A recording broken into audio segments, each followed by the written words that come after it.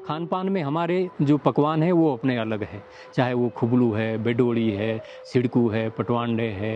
ये चीज़ें ऐसी है जो आपको गिरिपार क्षेत्र से बाहर कहीं भी नहीं मिलेगी, या तो जौनसार बाबर में मिलेगी या हमारे यहाँ मिलेगी।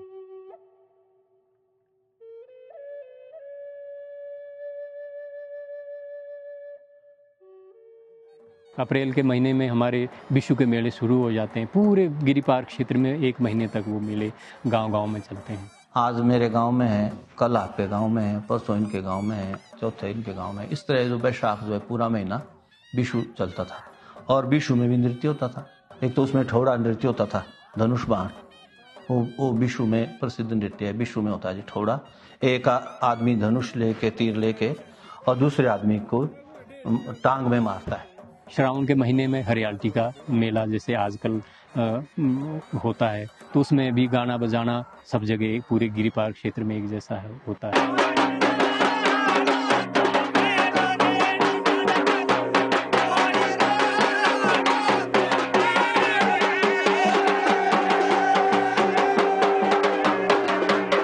फिर आगे जैसे दिवाली आती है, तो दिवाली तो हमारे एरिया में नाम मात्र की मनाई जाती है। हमारी असली दिवाली तो हम बूढ़ी दिवाली मनाते हैं।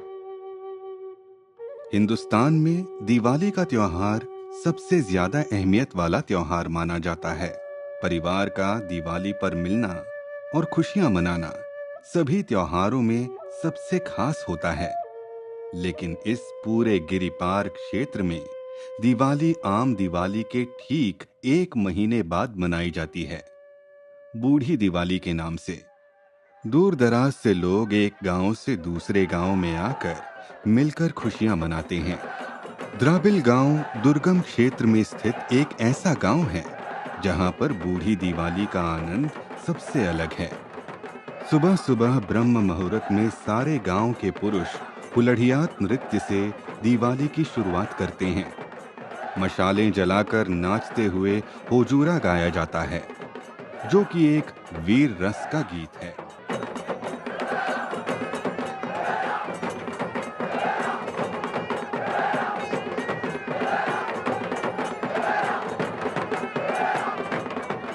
अगले दिन दोपहर को भ्यूरी मनाई जाती है, जिसमें गांव की महिलाएं मार्मिक गीत गाती हैं।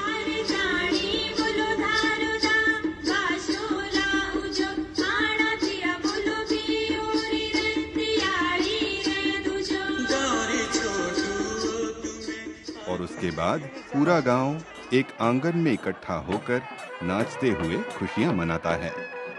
इस नृत्य में पारंपरिक परिधान चोल्टू पहनकर नाचना सबसे अहम है। इस नृत्य को रासा कहा जाता है।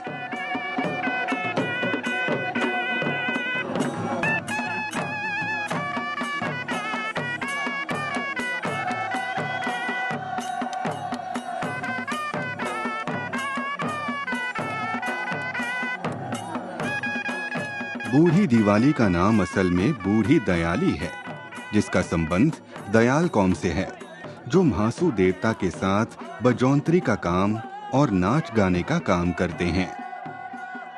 पारंपरिक दिवाली के 1 महीने बाद मनाई जाने वाली बूढ़ी दिवाली की अलग अलग मान्यताएं हैं। जैसे देश भर में मनाई जाने वाली दिवाली के समय इस क्षेत्र में फसल की बुटाई कटाई का काम चरम पर होता है, और इसलिए ये त्योहार उस समय मनाना मुश्किल है। कुछ लोग इस त्योहार को रामायण से और कुछ तो इसका संबंध महाभारत से जुड़ा हुआ मानते हैं।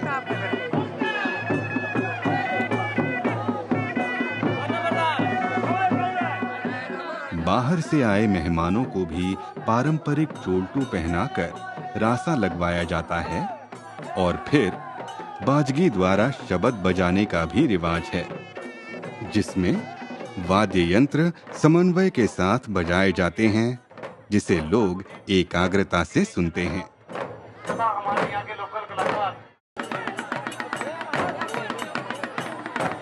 फिर स्थानीय कलाकारों द्वारा बूढ़ी दयाली यानी बूढ़ी दिवाली पे बड़ बूढ़ी के स्वांग बनाकर हास्य व्यंग वाले नुक्कड़ नाटक से सभी का मनोरंजन किया जाता है।